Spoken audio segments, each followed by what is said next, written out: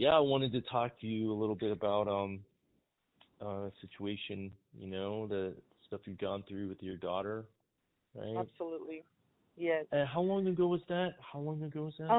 So it's been over 10 years. So she's 34 years old. She turned 34 in December, Okay. and she was 19 when it happened. Wow. Yeah, it's been a And minute, but this, it feels like yeah, yesterday. It feels like right. yesterday. I mean, Yeah. that was really stressful. I mean, I remember when you're going Absolutely. through that. Yeah. So You know the she, hardest part about it, Tony, is that I moved yeah. away when I met you up in Northern California. Like I moved up there by myself, and I kind of left her behind. So there's a sense of guilt, Oh, on my part. She was staying with my mom in Southern California, and she was a little bit older. She wasn't a really young baby, but I felt like she could be okay, on her own. But then my mom decided to leave for just a little bit, and she took off to Nevada, to Vegas, to go visit family and friends.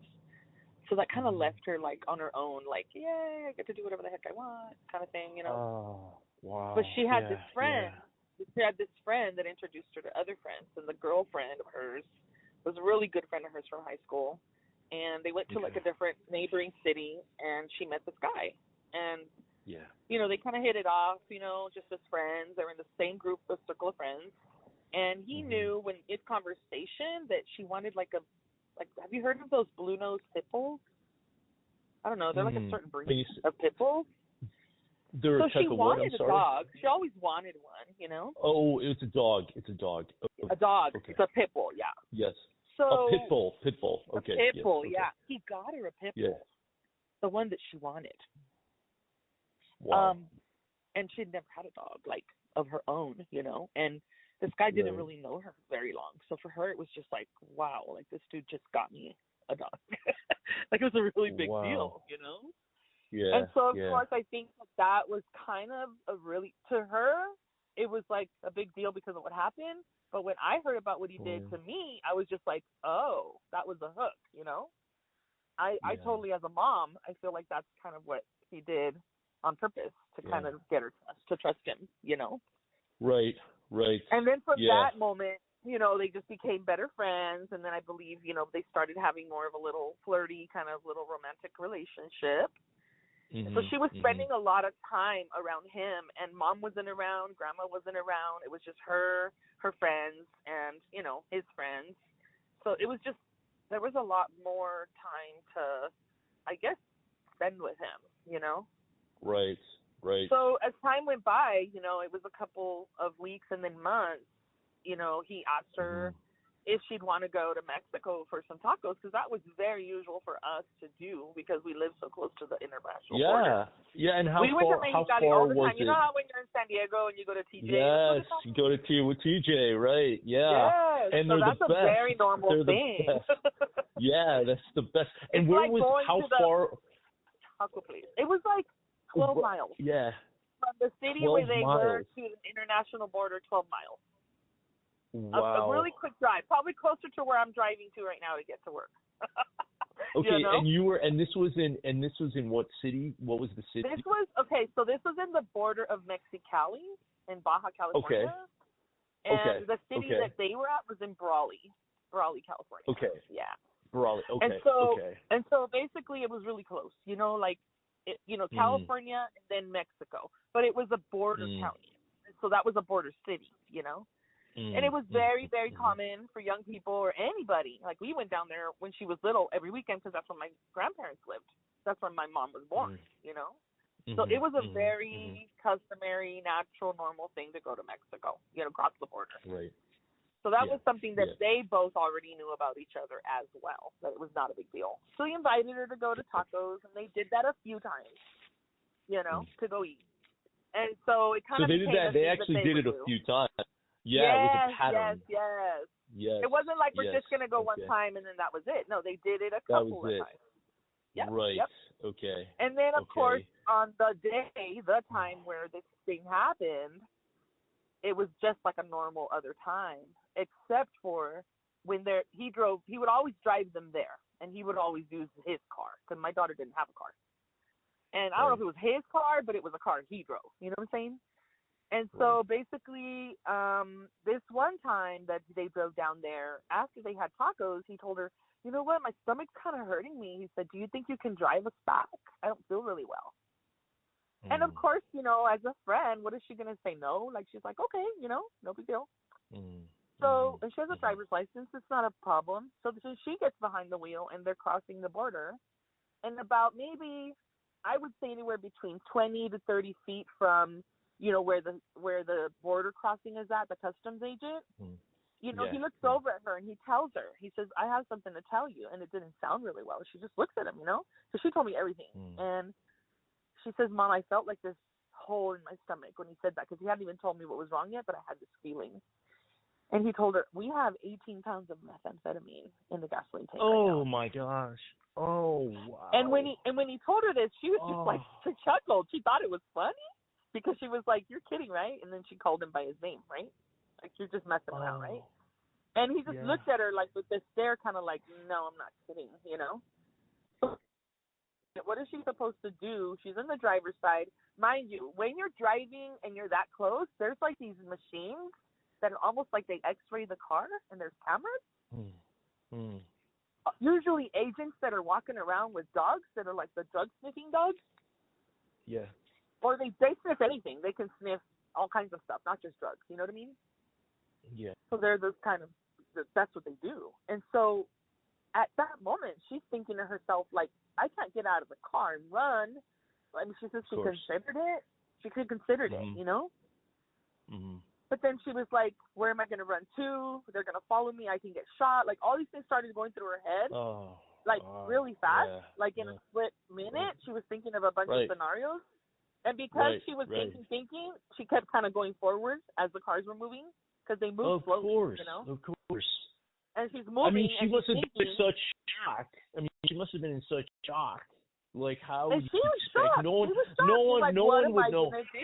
Absolutely. Yeah, no one would know what you. She didn't ask him any more questions because she couldn't really ask him anything, you know? Like, no one would know what to do in that situation, right? There's a lot of words.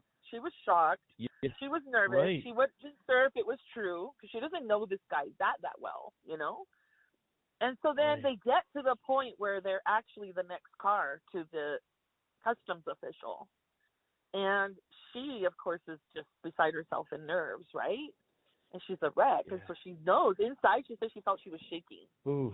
And inside her body, she's just shaking. She said she felt like she had to urinate, but she was holding back because she was so nervous and she was full of anxiety. Onto the steering wheel with both hands, which nobody really does when you're relaxing. You're not really moving and driving. But I think it was just like a nervous kind of thing. And, you know, customs officials get trained on people's behavior and people's, like, you know, body movements and stuff. Of course. And so the customs official asked her the normal question, do you have anything to declare? And, of course, she's just like U.S. citizen, because that's what you say when you cross. And she said, you know, he looked over and his head down to look in over to the passenger and he was just like, yeah, you know, U.S. citizen, nothing to declare, very casually. But then she said that the official said, are you sure? He said, because you look a little nervous. Are you okay? He asked my daughter this. So she was just like, yeah, you know, like she didn't know what else to say. Right. Didn't like her behavior, like her movements, like he just didn't feel right about it. Yeah. So they take them to secondary, of course. That's when they pull you back to the back and they're going to make you get off the car and they're going to check your car and all that great stuff. So they put the dogs on the car, the whole shebang, and it comes out to be true. They find the drugs. And immediately they put them in like a where were they? They were in Calexico. The international border is Calexico. Oh no, I'm sorry. Where were DC? Where did he put the drugs? Yeah. They were inside the gasoline tank, like in bags. Oh. Yeah. It was stuffed in there. And when my daughter realized that it was true, she was just like freaking out. Like, this is crazy. Like, what am I going to do now? You know? Because the person that's behind the wheel is more guilty, I guess you can say, because they're the ones that are moving the car. Right. Than the person that's a passenger. Like, she doesn't know any of this stuff, you know? He did, but she didn't, you know? And so, of course, long story short, like, they end up putting her in a holding cell. They put them first together, then they separated them because they didn't want to, whenever they interrogated them, they always separate people to make sure that they're not going to be, like, trying to tell each other what to say. There's a crime involved, and they don't want them to be in coercion with each other. So they separate them, and that's when she really starts freaking out because she started getting more anxiety, because they put her in a place that's like a holding cell, like a jail, but it's more like big, like those, what are those called? Those concrete blocks that are just like it's like a cell, but it's not like bars. It's just like a door, and then they could see in, but she can't go out. And so she's just thinking to herself, like, I like, now what's going to happen to me? Like, and they're still kind of in Mexico and in California and states because they're at the border. They're at the border, but they're on the Mexico. Are they on the? Yeah. Huh? Did you say she's on the Mexican side? I'm going to get arrested and go to Mexico. Yeah. No. Was she already? I'm sorry. Was she already on the American side, or was she on the Mexico Yeah, they were already. Because see, you're not in either one. You're at the actual border crossing. Ah, okay. You're at the international border crossing. When you cross, you've crossed, but you're inside still their territory, the U.S. Customs territory. Okay. So you really kind of already in the United States because it's U.S. Customs, but you just crossed, from Mexico. So yeah, you could say you're still in the United States already. So anyway, so what was the process? What was it like for her? They process her. She stays there for more than 24 hours. Okay. She stays there. Doesn't have a way to call anyone. Doesn't have anybody to talk to her to tell her what's going to happen. So she's basically left by herself, not being told anything. They just offer her some water, ask her if she wants anything to drink, if she needs to use the bathroom. That's pretty much it, But she's asking questions and no one's able to tell her anything. They're like, well, someone will come talk to you and tell you what's going on. That was all they could tell her. So 24 hours later, they come and pick her up, and it's the authorities from California, like the sheriffs, and then they take her to the jail all the way to San Diego County, because that's where they process people for those type of, like, drug, like, that's basically the place that they process people. It's called the MCC, and it's in downtown San Diego. Yeah. And it's a horrible place. Place, okay? She's never been to jail. She's never experienced anything like this before. And so they take him too, but they take them separate because there's women's and men's, facilities over there. And then she's there for, like, I would say a good 3 months, okay? By then, I think she's already seen somebody that they assigned her to, like a pro bono attorney. The one thing I have to say that God was on her side, Tony, was because she got assigned to this. He was a very good attorney. I believe he was Jewish, and he was from San Diego, native. And he got some people off of death row. He was such a good attorney. Oh, wow. She was there for 3 months?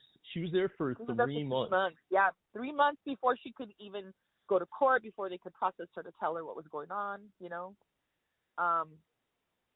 So then I already had found out, because when she finally was able to call someone, that's when I got the collect call, and I was in a staff meeting at work up in Novato, and and I just started my job. Like, it was pretty new to me, And so we're in a meeting, and the phone rings, and I had already had a really bad feeling about something going on with her, because I hadn't heard from her for like about 3 or 4 days, like, or even longer. My mom hadn't heard from her, so we were really worried about her, because that's not like her for her not to check in with us, via text or via phone call, just tell us how she's doing. We're all really super close and tight. Her and myself and my mom, like, we're always super close, This is my mom's first grandchild. My mom kind of raised her for me, so we're really, really close. So my mom kept bugging me, have you heard from Candy? What's going on with her? Da, da, da. And I'm like, I haven't. I don't know what's going on.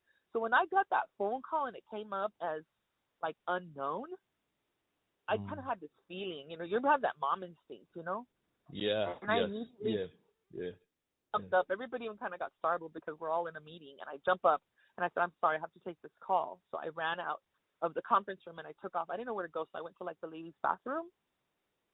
And I was kind of nervous because those bathrooms are also very, like, old, and I thought, man, I hope the connection doesn't get disconnected, because I went ahead and answered, and as soon as you answer with those calls, it says you have a collect call from an inmate at Federal Penitentiary, and that's what it says first. And when it says from, and then it kind of, like, goes into the recording, and then she says her name, you know? Yeah. And that's when my heart just dropped to the floor. I was just, like, devastated. I was just like, this is not even happening. I felt like I was in a time warp. It was just so weird. Like, I was just, like, living like a nightmare. It wasn't really happening, you know? And I still relive it now, and it gets me really emotional because it was just a horrible feeling, you know? So when I talk about it, it's like you're reliving it, to be honest. So it was like the worst thing that could happen to me as a mom. Not knowing, like, I knew she was okay, you know, like, as far as alive, because I know there could be worse. There's a lot of people that lose their kids or they come out missing, you know, and they never hear from them again, and they find out that they're buried somewhere. So, like, I was in a sense of hope that I knew that she was alive, but it was still devastating. It was still my moment, you know. And so she basically told me, Mom, I'm okay. And then I'm like, what happened? She's like, I really can't talk to you about it much right now because I don't have much time to talk. But I just wanted to let you know that I'm so sorry. I'm really sorry. She just kept saying, I'm sorry. I said, what are you sorry for? She said, I'm sorry for meeting these people. I'm sorry for making friends that I didn't even know would get me into this situation. I'm sorry for so much that I've done, and I should have been calling you. I should have told you about this guy that I met and stuff like that. She wasn't really telling me everything. She just told me she had a friend, you know? And I told her it's okay, hon. I said it's going to be okay, you know? I just kept on reassuring her because I knew she was going through a very traumatic experience. And we were both just crying on the phone and trying to console each other. And I said, it's going to be okay. I said, you're going to get help and it's going to be all right, you know?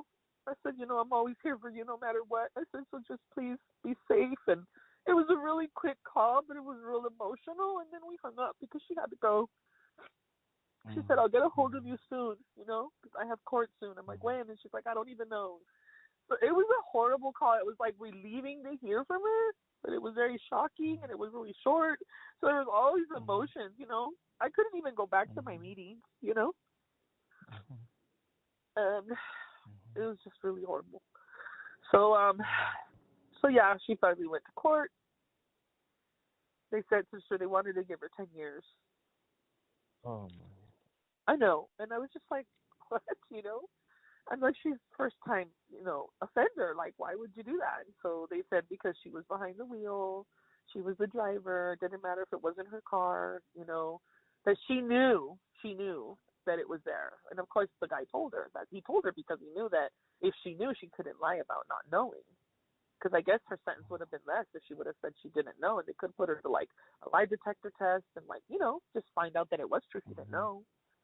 But because he told her, she did know. So that it's a level of guilt you have, a level of crime, you know, that you attest to the fact that, yeah, you knew because the guy told you that it was, like, right then and there. Right, but it's a bit of a different situation of, like, being knowing that the drugs were there prior to making, you know, to traveling, you know, across the border versus finding out about it a few minutes before you're going to cross. But to they them, take it that doesn't into matter. consideration. In the law's eyes, you knew they were there when you were crossing the border. So it doesn't matter if you found out 10 minutes prior or 10 hours, 10 days. That's wild.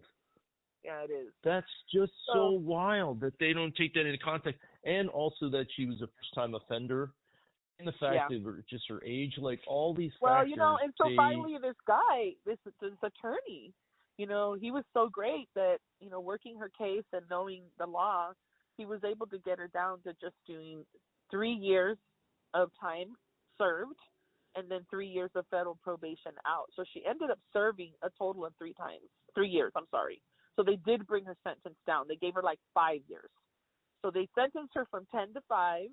And then of the 5, she served 3, and she did good time because she was working a drug program in there. She did everything they asked her to do, you know. She worked in there. She did everything. She went to church in there. Like, she did all kinds of stuff that, you know, normally, you know, she didn't even know she could do outside of that situation. It changed her life forever. it changed who she is, who she was. And so, yeah, and then she did 3 years out on federal probation. And so she got off federal probation 19, 20, 20. She got out like at 20, 22, 23, and then she wasn't done federal probation until about 26, going on 27. Well, Delfina, I had no idea she had that much time. She spent that much time in there. Oh yeah. And you know what, Tony? When you and I met, yeah, it was like fresh. It was when it just happened, because she moved to the Dublin federal penitentiary, the county that's the federal prison over there.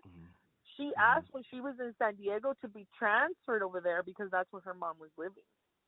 So she had a choice to go wherever she wanted to go, but they wanted to send her to Hawaii. She was like, what the heck am I going to do in Hawaii? I don't have anybody out there.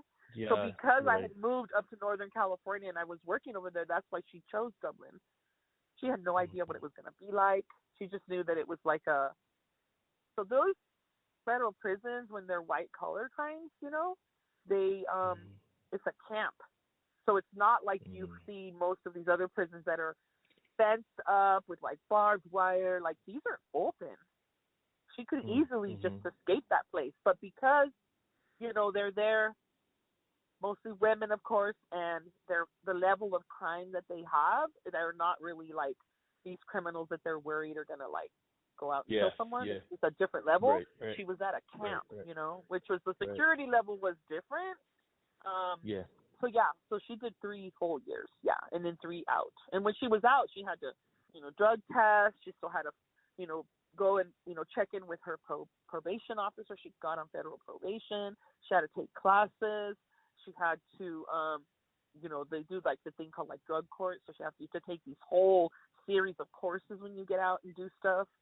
So it's like a whole process, But right when she got out, the really hard time as well, not just to mention the fact that she did the time when she did it, she was released to a place in downtown. Have you heard of the place in San Francisco, the Tenderloin?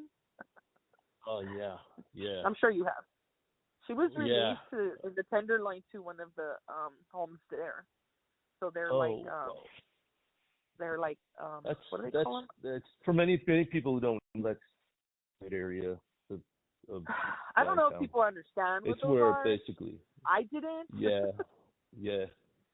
So but she was they can prostitute women there. There's a lot of drugs, even though they're like not supposed to be doing drugs.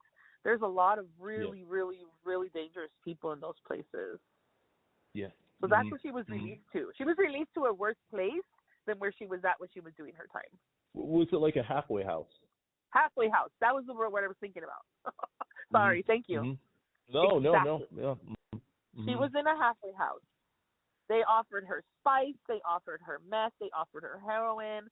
Guys tried to ask her if she would prostitute for them. Wow. All kinds of wild, crazy things that she went through when she was there. She had to fight for a space because they tried to kick her out of the room she got, and there were other women in there that were very jealous of her because my daughter she's a looker. She's not because she's my daughter, but she's a very good looking Latina. She's a beautiful girl. And she kind of looks native in a way, so I think that kind of played against her there because she looks a little native. So looking Hispanic and looking a little native and being beautiful isn't a really good thing in those places. Sure. So all of this stuff is happening. What was this like for you? Like, oh my God. I mean, how did this test you spiritually? What was the well, as you can see, just the phone call alone brought me this year. Yeah, it's a lot. It was big. It's probably the biggest thing that's impacted my life spiritually. And it just feels, and it also probably the feeling of unfairness. Like, why did this happen to me? Unjust. Right? Yeah, unjust. Yeah, like why my daughter, and why did this have to happen to her? Why can't I be there for her? It wasn't even the fact that it was just happening to her, but I couldn't be there physically to tell her, it's gonna be okay. We had to do it over the phone. I couldn't go to court and be there for her at court. I was so far away. Like, everything happened so fast. I could not. There was just no way for me to leave my job and go be there whenever she had court, because it was just, I was so new at my job that I didn't have time either to just, I wasn't going to quit my job, you know. I needed to stay working so that I could help her. And so I think the hardest part about this spiritually was, my family, you know, like, I didn't even know how to, like, I told my mom, but, like, everybody else in my family, I was just, like, I didn't even know what to do. I was nervous about telling them because of the judgment behind it. Like, I thought about that, but later. In the beginning, I was just like, I don't care. I just want to be there for my daughter, you know? But I prayed to God, and I said, just please protect her in there, because I know a lot of really crazy things happen to people, you know? I don't know, Tony. Sometimes it takes a certain level of spirituality for us to get through things. Absolutely. And I feel like God was just always with me, and He always strengthened my faith and told me that I needed to just understand that this was something she needed to go through, because this was going to change her, you know, and make her life, you know, different, whether it was going to be good or bad. And I just kept on asking, you know, God to just please protect her. Just don't let anything happen to her, you know. And of course, a lot of things happened to her.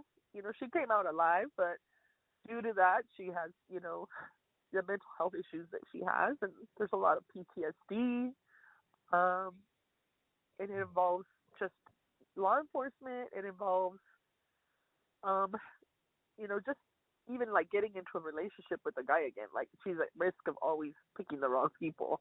You know, like, I don't know what it is about when something like that happens. Young women just get into that pattern, you know. To tell you more about like the spiritual part and the love that I have for my daughter, has grown because of the trials that she's gone through have been my trials, you know. And the trauma that she's gone through have been mine.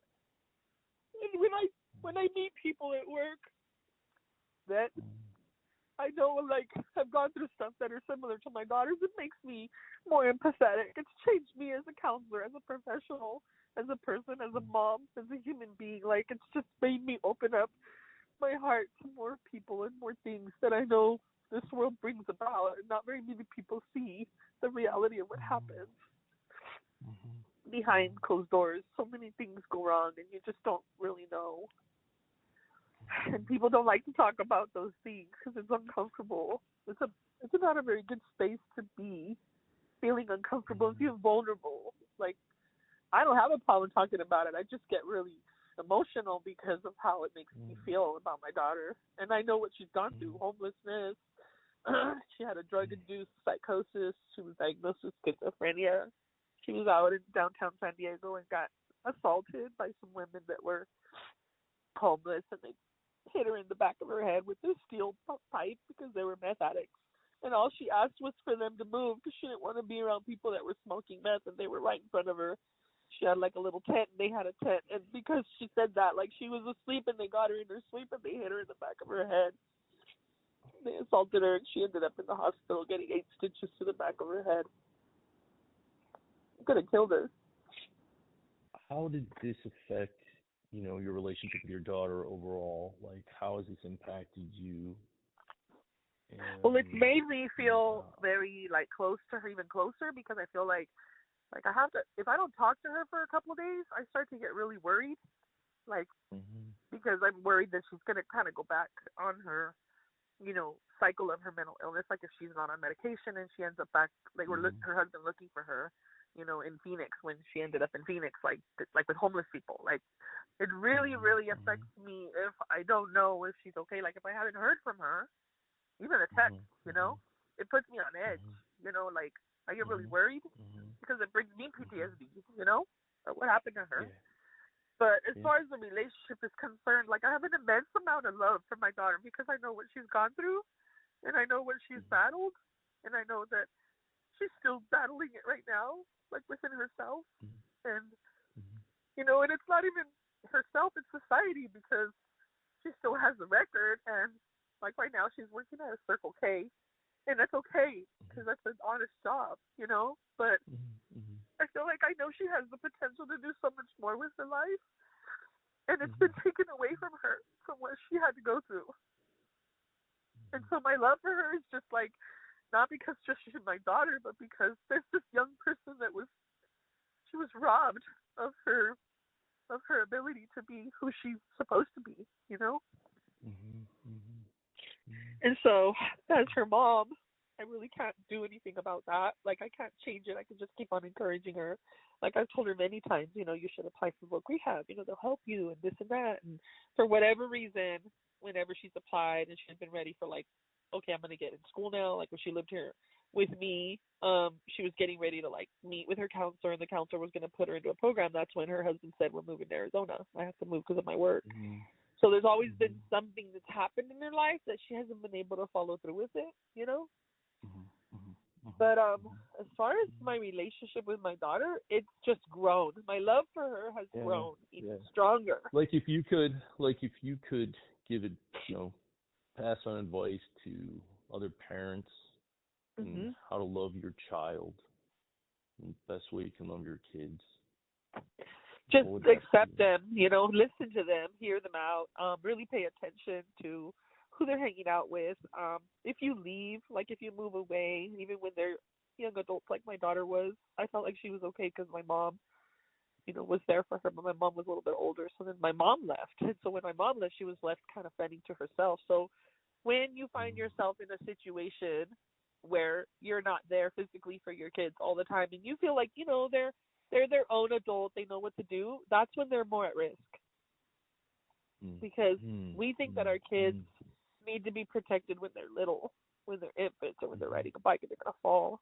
But that's not the truth. They need to be protected when they're out in this world on their own and parents aren't there for them, because other people are going to snatch them up and just groom them and try to just tell them things that aren't true and give them the world or promise them the world and make it out to seem like everything's just so great for them. Promises of things, money, you know, a place to live, maybe trips. I mean, just everything that they promise them, and it's not real. It's too good to be true. And that's when we need to be there for them, because we need to be the person that brings them back to reality, or asking them the questions about who these people are in their life, you know, because they are put on, they put on these blinders, you know, and then they put them on you if you're not careful. So just as a parent, I feel like they're more in danger when they're at that age, you know, because they also get a sense of independence, like, oh, you know, I'm a young adult now, I can do what I want. Or like when they turn 21, I could drink now. But that's dangerous because girls get things slipped in their drink, you know? Right. And that's all it takes is one time. So I just feel like we need to be really mindful of how close we are to our kids. You know, yeah, we pray for them. We always think and wish the best for them, but be there for them. Don't just text them. Call them. Listen to them. Visit them in person if you can, so you can see how they really are. Look into their eyes. Observe their behavior. Observe them. What are they wearing? Who they're hanging out with? What are they driving? You know, do they vape a lot? Are they vaping? You know, are they in relationships that are healthy? Are they doing drugs? You know, are they saying they're not and they are? You can find out a lot of things by just being around them more and not just texting them. Actually ask care. They're not going to lie to you. Yeah. And if they lie to you, you're going to find out, because you should know your child. You should know them. Yeah. Delfina, thanks for sharing this to me. You're welcome. You know, I know that couldn't have been easy, you know.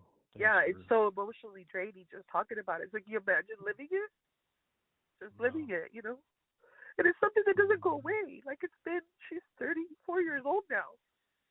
And that's the hard part, is that for the rest of your life, you have this thing that you went through that's impacted your life. It's impacted everyone. Her siblings, you know, my mom, like my family.